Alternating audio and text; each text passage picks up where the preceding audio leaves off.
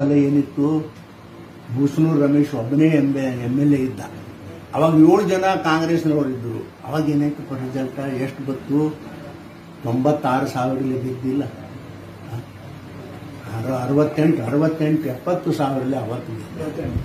ಮತ್ತೆ ಈಗ ಆಯ್ತು, ಜನ ಅಷ್ಟು ಮಳ್ಳಿಲ್ರಿ. ಅದರಾಗ ಭಯಂಕರ ಪ್ರಜ್ಞಾವಂತರು ನಮ್ಮ ಕರ್ನಾಟಕದಲ್ಲಿ.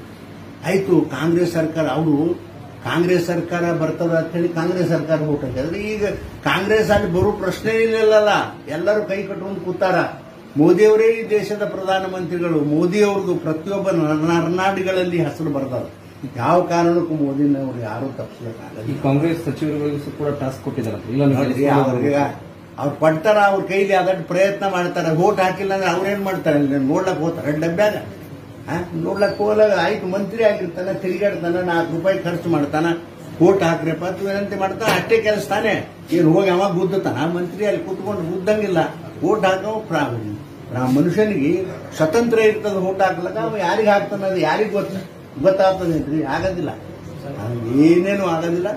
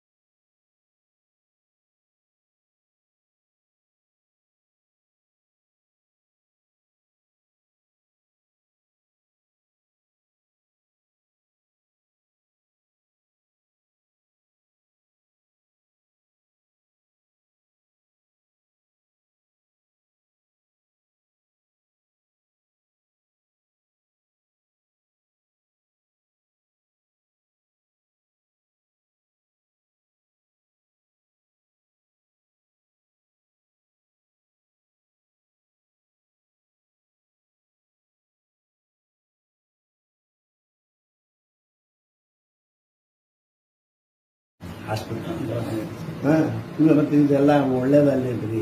ಆಮೇಲೆ ಇವ್ರು ಎಷ್ಟು ಕಾಲ್ ಕಿಸ್ತು ಯಾರ್ಯಾರು ಏನ್ ಮಾಡಿದ್ರು, ಏನ್ ಮಾಡ್ಕೊಂಡ್ರಪ್ಪ, ಏನ್ ಮಾಡ್ಕೊಂಡ್ರು?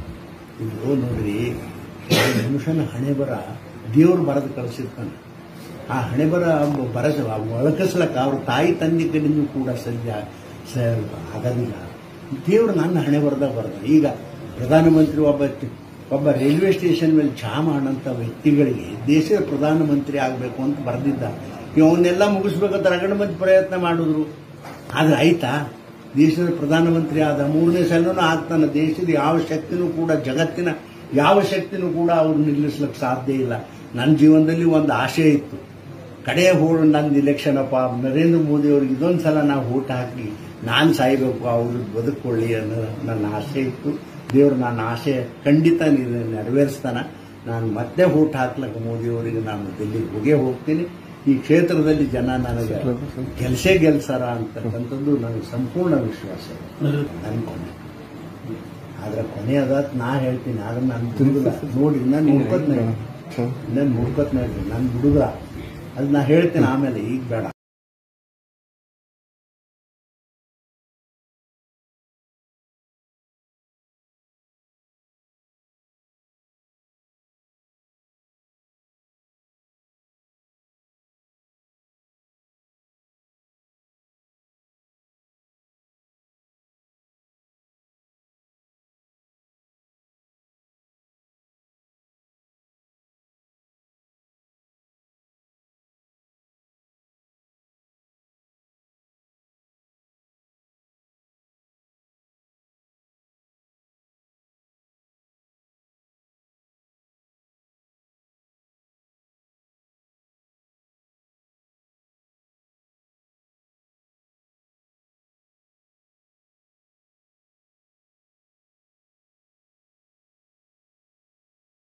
ಏನಿತ್ತು, ಬೂಸನೂರು ರಮೇಶ್ ಒಬ್ಬನೇ ಎಂ.ಎಲ್.ಎ ಇದ್ದ. ಅವಾಗ 7 ಜನ ಕಾಂಗ್ರೆಸ್ನವರು ಇದ್ರು. ಅವಾಗ ಏನಾಯ್ತು ರಿಸಲ್ಟ್ ಎಷ್ಟು ಬತ್ತು? 96,000 ಗೆದ್ದಿಲ್ಲ, 70,000 ಅವತ್ತು. ಮತ್ತೆ ಈಗ ಆಯ್ತು, ಜನ ಅಷ್ಟು ಮಳ್ಳಿಲ್ರಿ. ಅದರಾಗ ಭಯಂಕರ ಪ್ರಜ್ಞಾವಂತರು ನಮ್ಮ ಕರ್ನಾಟಕದಲ್ಲಿ. ಆಯ್ತು, ಕಾಂಗ್ರೆಸ್ ಸರ್ಕಾರ ಅವರು ಕಾಂಗ್ರೆಸ್